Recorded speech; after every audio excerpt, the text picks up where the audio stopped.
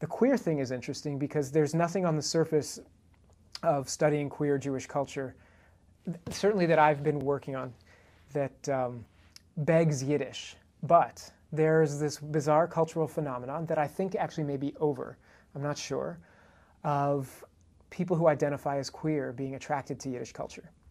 And I noticed this when I first started studying Yiddish in the mid-90s. There were an awful lot of lesbians around in the Yiddish classes that I was taking.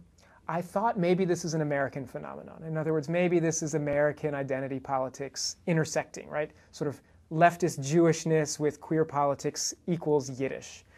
And there is certainly something to that. The Klezmatic's first album, earliest album, is Schweigen ist Teut. It comes out in the late 80s, 87, 88, which was a clear play on the gay group ACT UP's slogan, "Silence equals death," as a response to Reagan-era anti-AIDS policies. Not meaning fighting AIDS, but not fighting AIDS.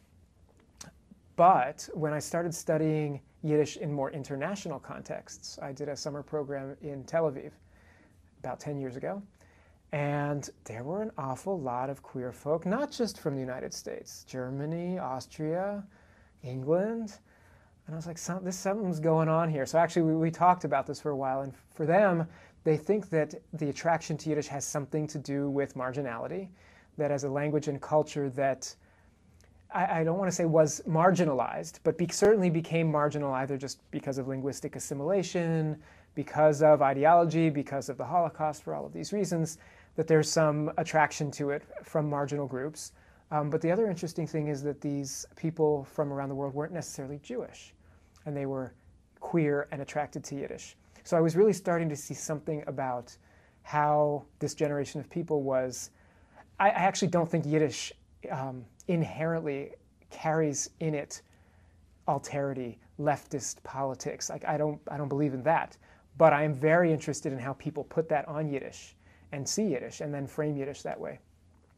And clearly there was something there when I came to this international symposium, and there were all these people, all gay, not all, I exaggerate, but a lot of them were queer from around the world.